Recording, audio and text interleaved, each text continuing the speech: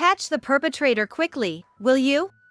And the hospital better take its share of responsibility. Have you contacted the police yet?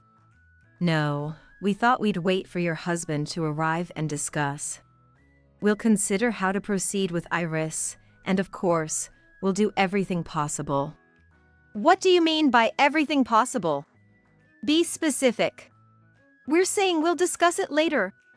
Your daughter's room has surveillance cameras, right? Yes, patients who can't move on their own due to severe conditions are usually placed in rooms with cameras in most hospitals.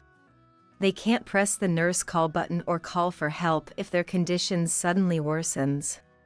That's exactly why missing something despite the cameras makes them pointless. We can't monitor the cameras 24/7. But we do record continuously. This is so we can check what happened in case of any problems. So, there's a chance the perpetrator is on camera? It's very likely. Can I see the footage? How about watching it with the police? My daughter had an accident 5 years ago and has been in a vegetative state ever since. Yet, she is pregnant. The shock of the incident has my husband, John, constantly lashing out at the doctors. So, I decided to talk to the doctor myself. With cameras in the hospital room, identifying the perpetrator should be straightforward. However, John interrupts our conversation. Checking the footage seems pointless to me. Why? The camera is blatantly installed in the room. Do you think the perpetrator wouldn't notice? They must have done something this terrible because they could counter it. But we have to check. Checking is futile. Besides, even if the perpetrator is caught on camera, do you really want to see what they did? Well, I don't want to see it, but... John's right. Checking the footage means seeing something we don't want to see.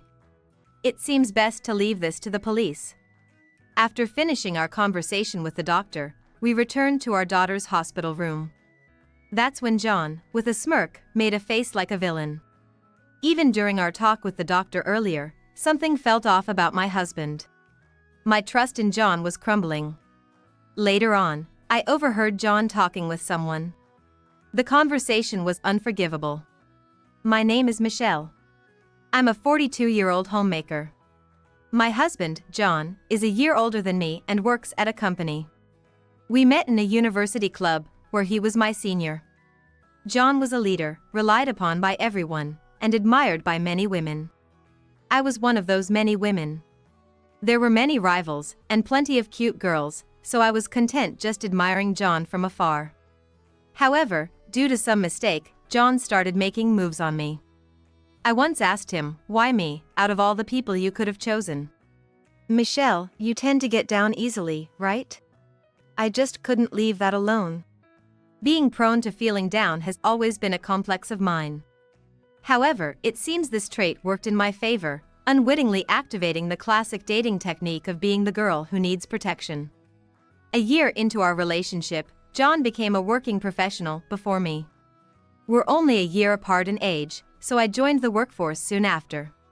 However, the transition from student to professional felt significant, and I saw John, who had become an adult before me, as even more dependable. Indeed, John, having entered the workforce earlier, proved to be reliable. I'm just not cut out for this. I can't remember anything. I keep making mistakes, getting scolded by my superiors, and causing trouble. Going to work has become so hard. In my first year as a professional, I, being mentally fragile, naturally succumbed to depression. If the present me were beside her, I'd slap her back to reality, reminding her that feeling overwhelmed by work and not wanting to go to work is normal for anyone. However, speaking as someone who represents the mentally fragile, it's incredibly tough to pick yourself up from the depths of negativity during times like these. Some people even drop out because of this. But I had John. Making mistakes is part of being a newbie. Maybe the real worry is when you stop being reprimanded? Being ignored completely is far scarier. If they're still pointing things out, it means they still have expectations of you. Plus, if you really feel out of place at your current job, switching careers might not be such a bad idea. It's not like we're in an era where sticking to one company is considered noble. You could probably still be treated as a relatively fresh graduate and find a new job easily. John never just told me to try harder, and he always cautioned me not to overdo it. Having always believed that going all out was the only way, his advice felt like lifting a fog that had blinded me. Thanks to his guidance, I was able to relax and continue working. I couldn't think of anyone more reliable than him. 3 years have passed since I started working. We had a shotgun wedding. Our relationship was nearing 5 years, and with both of our careers stabilizing, the atmosphere was ripe for marriage, so finding out about the pregnancy didn't cause any panic. Instead, I saw it as a perfect opportunity to tie the knot. We hadn't met each other's parents yet, but both of us had informed them about whom we were dating during our student days and that we continued our relationship into our professional lives. They also knew we continued our relationship after becoming professionals. So, when we announced the pregnancy, there was no anger, just joy from our parents. It seemed my parents had wanted me to marry soon, and my in-laws were eager to see their grandchild. After informing our parents about the pregnancy, I, wanting to have the wedding before my belly got too big, hurriedly prepared for the ceremony. We managed to have the wedding smoothly, and later, our daughter Iris was born. Iris, you're so cute today too. Hey, she just fell asleep, don't wake her up. John is absolutely smitten with our daughter. Because of that, he rushes home at the speed of light after work, and on weekends, he doesn't stray more than 3 feet from her. I used to worry he was spoiling her too much because he adored her so. However, his being smitten wasn't all bad, he actively took care of our beloved daughter. Thanks to that, I was able to smoothly return to work after my maternity leave ended. After that, our daughter continued to grow up healthy, reaching the age of 12. She was supposed to start middle school soon. But now, she spends her days on a hospital bed. Our daughter was hit by a car while walking home from tutoring with 2 friends. They were crossing the street on a green light, but the driver, distracted by their smartphone, didn't notice the signal and crashed into them. I'm not fond of the phrase, but fortunately, her 2 friends only suffered fractures and their lives weren't in danger. However, my daughter ended up in a vegetative state. She can open her eyes but has no cognitive functions, and her body is completely immobile. I found myself blaming her friends for somehow escaping the fate that befell my daughter. I know it's irrational. But it was the only way I could keep my sanity. Stay by Iris's side for me. I'll take care of everything else. I'm sorry. Please do. On the verge of a mental breakdown, I could barely manage to be by my daughter's side. If I had to hear about the accident or the treatments now, I'm not sure I could keep myself together. Sensing my mental state, John took care of everything from dealing with the party responsible for the accident to the hospital paperwork and everything in between. Indeed, John is reliable. But I know this must be hard on him too. And yet, I feel guilty for burdening him with what needs to be done. I feel even more pathetic and a step closer to a mental breakdown. After a while, the compensation for our daughter's damages was paid out. Considering this money for our daughter's future living expenses, John separated it into a different account. The bank account he showed me for verification had an 8-digit figure. Under normal circumstances, it would be an incredible amount of money. Thanks to this money, we don't have to worry about our daughter's living expenses for the time being. So, while I'm grateful for the money, looking at those numbers fills me with emptiness. We'll have to pay for the hospital bills and everything from here on out. That's how it's gonna be. Once this money's gone, we can't get billed for more, right? What happens if it runs out? Can we afford Iris's hospital bills with our income? It feels like this number is the time limit we have to spend with Iris. Don't talk like that.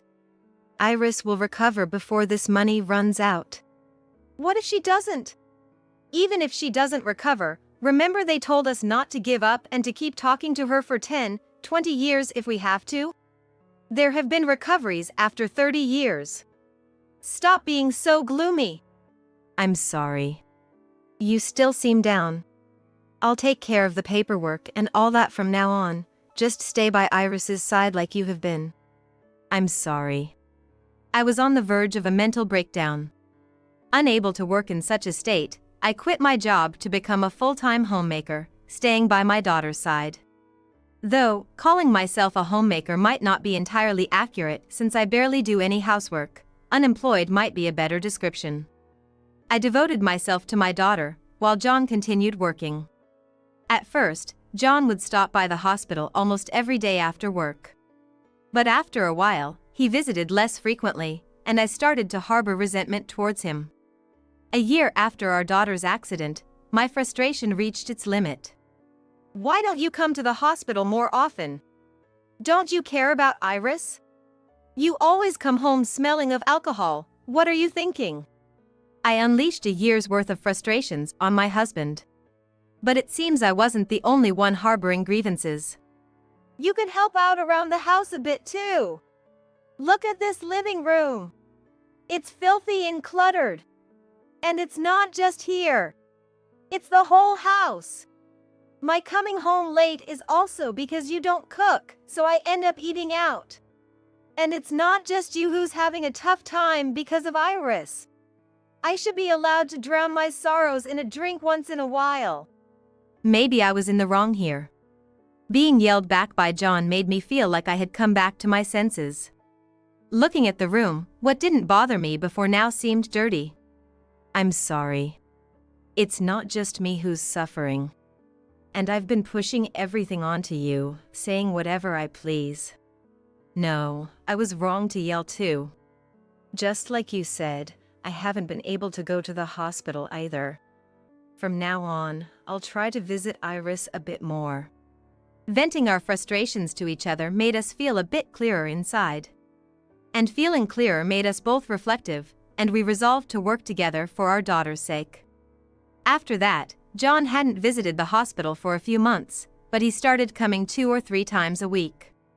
I began taking care of the house and started working part-time.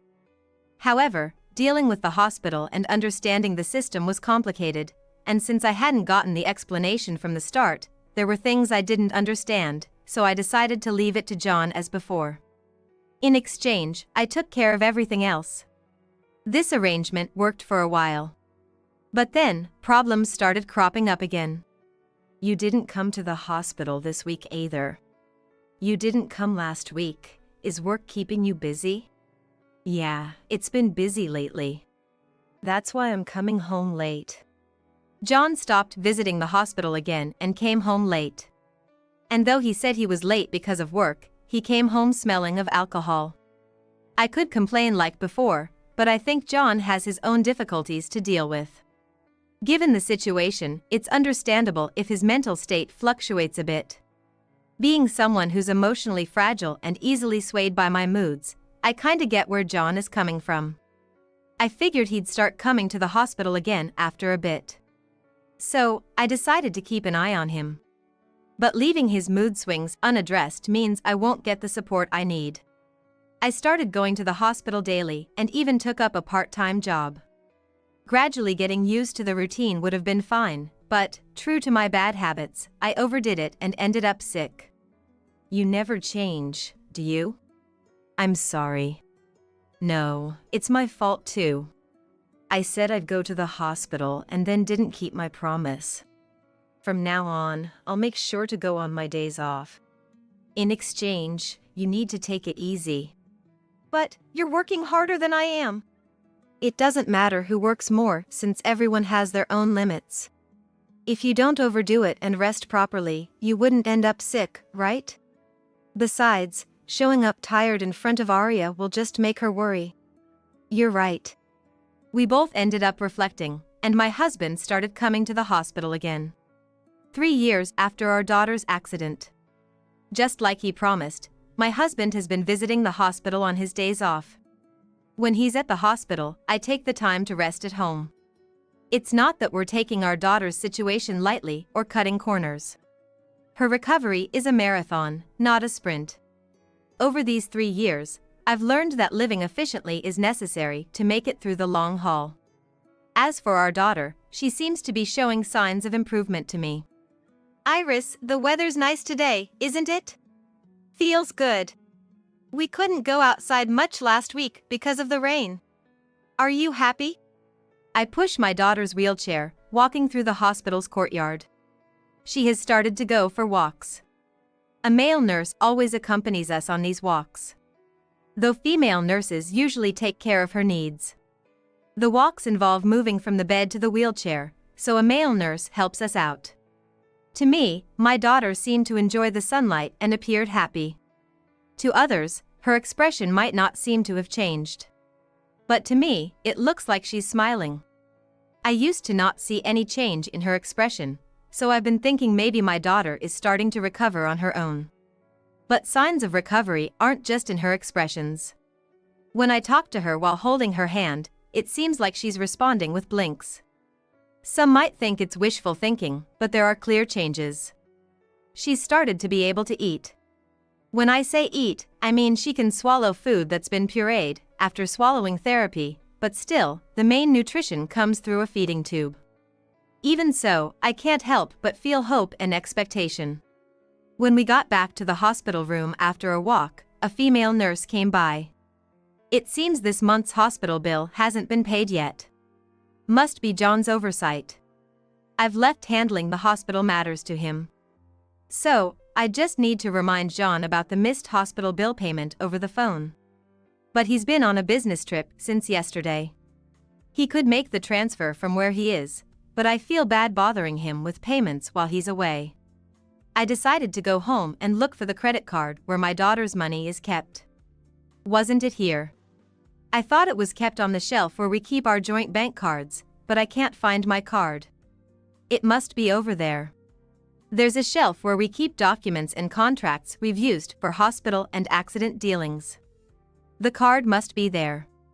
Just as I suspected, it was there. However, the contents were not what I expected.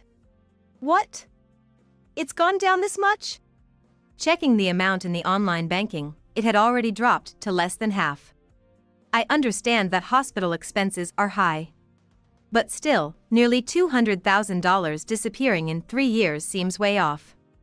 I started looking through the shelf again for documents that could give me a clue about the hospital expenses. Then, out from the shelf came a bunch of sleazy club membership cards, business cards, coupons, and so on. It looks like my husband has been visiting sex shop frequently. Searching the names on the membership cards and business cards, some were for nightclubs. And judging by how the money was spent, he was probably splurging on designer brands, too. When he smelled of alcohol, it was nightclubs. When he came home late without smelling of alcohol, it was other unsavory places. I found myself imagining things I really shouldn't have, and it made me feel sick. If it were just a matter of going to sex shops, some might settle it with a stern warning and a promise never to go again. But this involves an amount of money that's not so easily dismissed. Above all, I can't forgive him for dipping into our daughter's money. I decided to confront John when he returned from his business trip. What's this about? Well, right after Iris had her accident, you were exploding with negativity, remember? At that time, I was so frustrated and stressed out because of you. I needed some stress relief. So, you've been doing this since that time? I might have been down, but I haven't been negative, you know? Well, about a year later, we had a fight, remember? That's when I stopped spending the money. But once you've indulged in luxury, it's hard to go back. You just can't help but want more. I was ready to throw divorce at John for using our daughter's money. However, the reason my husband spent the money was because I had a mental breakdown and caused him stress. Knowing that I was part of the cause, I couldn't bring myself to be fully angry with him. I see. All right, there won't be a next time then. You're forgiving me? Do you plan to tell Iris we're divorced when she recovers? No, I suppose you're right. But, as I said before, there really won't be a next time. Next time, I won't hesitate to divorce. And from now on, I'm keeping the card. Just tell me the payee and the amount when there's a payment to be made. I'll handle it. It's moments like these that I hate how weak I can be. It seemed like John knew I would end up like this, understanding my personality all too well. But even knowing this, I can't fight my nature, and I end up offering a compromise, convincing myself that this is okay for now. 5 years after our daughter's accident. Since the incident with John misusing money, he has been more subdued. I'm in charge of the card, and his allowance has been significantly reduced, so there's no more sneaking off to sex shops. He occasionally comes home late, but without money on hand, he's probably just out drinking within his allowance. I continue to work part-time and visit our daughter. We can't go for a walk today because it's raining. I talk to her while wiping her body, as usual. When I went to wipe her stomach, as part of the routine, I noticed her belly was swollen. Iris is able to eat, though her meals are in paste form. She couldn't have eaten enough to cause her belly to swell like that. Worried that her unnaturally swollen belly might be due to some illness, I called for a nurse. After the doctor examined her, a shocking discovery was made. Iris was pregnant. Of course, being in a vegetative state, Iris couldn't have consented to any sexual activity. I immediately phoned John. When John learned about Iris's pregnancy over the phone, he came at the speed of light and started yelling at the doctor as soon as he saw him. What the hell is going on with the security in this hospital? The doctor shrank back, unable to reply. John, towering over the diminished doctor, relentlessly continued. You've contacted the police, right? Catch the culprit fast. And the hospital is going to take full responsibility for this. The doctor could only nod in response to John's intimidating presence. John's anger was justified, and I was furious too. But just yelling wouldn't solve anything. I calmed John down and then turned to the doctor to inquire further. Have you contacted the police yet? No, we thought we'd wait for your husband to arrive and discuss. We'll consider how to proceed with Iris, and of course, we'll do everything possible. What do you mean by everything possible? Be specific. That's what we're discussing now. I stopped John from snapping further and continued the conversation. Iris's room is equipped with surveillance cameras, right? Yes, as we mentioned at the time of admission, those cameras are there for security purposes as well as to monitor patients. Patients who can't move due to severe conditions are usually placed in rooms with cameras in most hospitals. They can't press the nurse call button or call for help if their condition worsens. That's exactly why missing something despite the cameras makes them pointless. I got tired of constantly having to intervene, so I gave John a look to silence him. Unfortunately, we can't monitor the cameras 24/7. But we do record continuously. This is to check what happened in case of any issues. So, if we check the cameras, there's a possibility we'll see the culprit? It's very likely. Can I watch the footage too? How about watching it with the police? Feeling somewhat relieved that we might catch the perpetrator soon, I nodded. But then John had to pour cold water on it. I think checking the footage is a waste of time. Why? The camera is blatantly installed in the room, you know?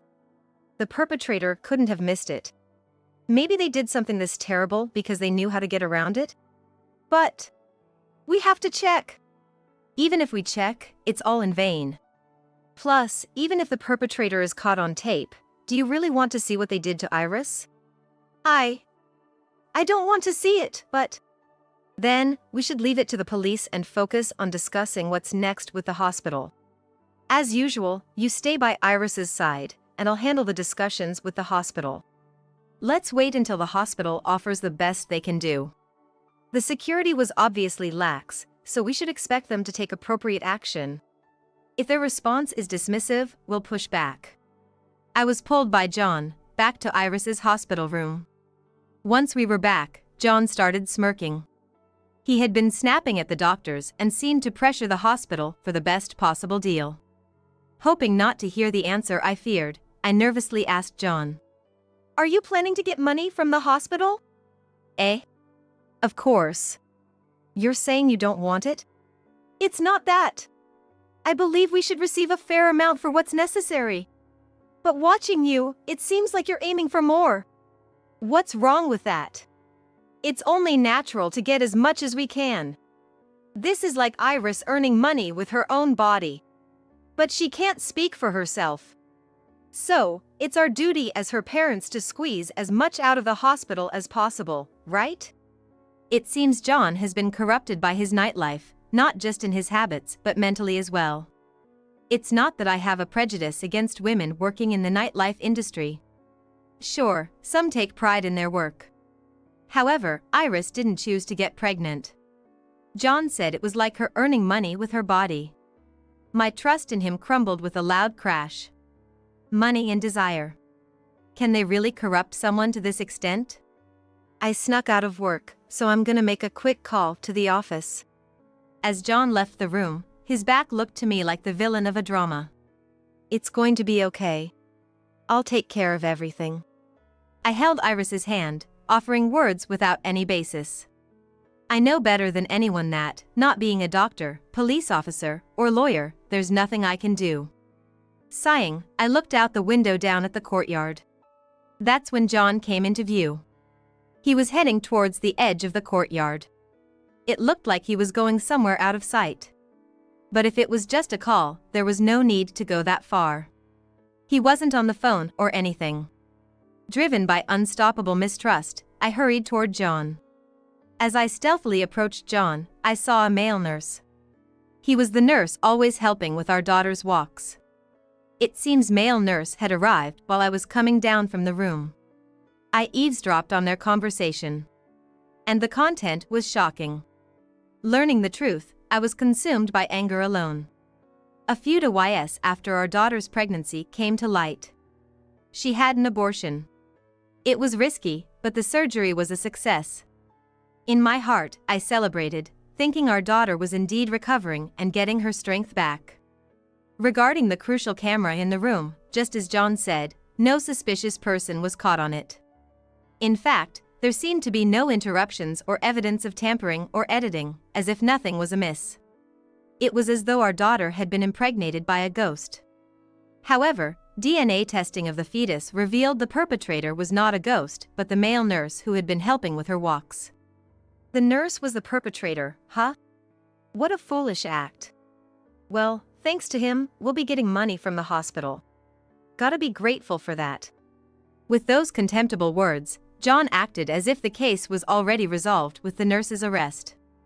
But the real resolution of the case was yet to come. While John and I were at home, the doorbell rang. Delivery? I think it's for you. Can you get it? Oh. After giving me a puzzled look, John headed to the door. I followed him. What's this about? When John opened the door, there stood a police officer. Did you call them? John turned around quickly, showing me a surprised expression. I didn't call them, but I was informed they'd be coming soon. Is your husband home? They asked. What do you mean? I overheard you talking with a nurse at the edge of the courtyard. At the edge of the courtyard means? Yes. You were accepting money from the nurse to allow terrible things to happen to our daughter. Selling our daughter's body, what were you thinking? The day our daughter's pregnancy was discovered. I overheard the conversation between my husband and the nurse. What should we do? I never expected a pregnancy. It's true. What have you done? Now, the perfect plan to take Iris for a walk, bringing her to a place without surveillance cameras, and pretending I took her and 2 others for a walk is ruined. Am I gonna get caught? Probably. You're the one who said DNA testing could be done even from a fetus. You'll be arrested, and I'll lose my allowance from you. My wife controls our bank account, and I only get a little allowance, so your money was my lifeline. Now I can't even go to sex shops. This is the worst. Well, thanks to you, it looks like I'll be able to extort some money from the hospital. But don't you dare break our deal. So, we're telling the cops that I did it all by myself, right? Yes, you could do it with a 17-year-old virgin, and I let you fuck her for a cheap price, so you deserve to at least to take the blame, right? In return, make sure you keep your promise too. I get it. If I get caught but then released, I'll let you do it again. Don't worry, I haven't forgotten about the discount for taking the fall. Feeling disgusted, I recorded their conversation on my smartphone. I submitted the recording to the police. With the DNA results and the recording, the police took action. The nurse who was caught tried to claim he did it alone, as promised to John. But when confronted with the audio evidence I submitted, he confessed everything. The nurse's confession about John's involvement meant the police needed to speak with John too, so they came to pick him up. There's no excuse that will work now. Damn it. What's the harm in letting a man have his way with her? It's not like she can feel anything. John was taken away by the police without resistance. I didn't miss the muttered words he said at that moment. Though I had already intended to divorce him, his words only strengthened my resolve. Later, because our daughter was still 17 and thus under 18, John and the nurse were charged with violations of child welfare and anti-prostitution laws. Though it was their first offense, the nature of their crime led to a 7-year prison sentence for both. Of course, John and I divorced. We decided to split our savings, but I refused to give him any of our daughter's money since she would need it for her ongoing hospital care. Losing societal trust with a prison sentence means he'll have a hard time after release. I considered giving him a bit more money, but recalling his words as he was taken away by the police, I lost all inclination to do so. Now, I just want him to face the consequences of his actions to the fullest. I moved back home and transferred our daughter to a hospital near my parents. Since my parents have promised to support our daughter, I've decided to look for a new job. It's going to be hard with the gap in my resume, but I'm determined to work hard to support our daughter from now on.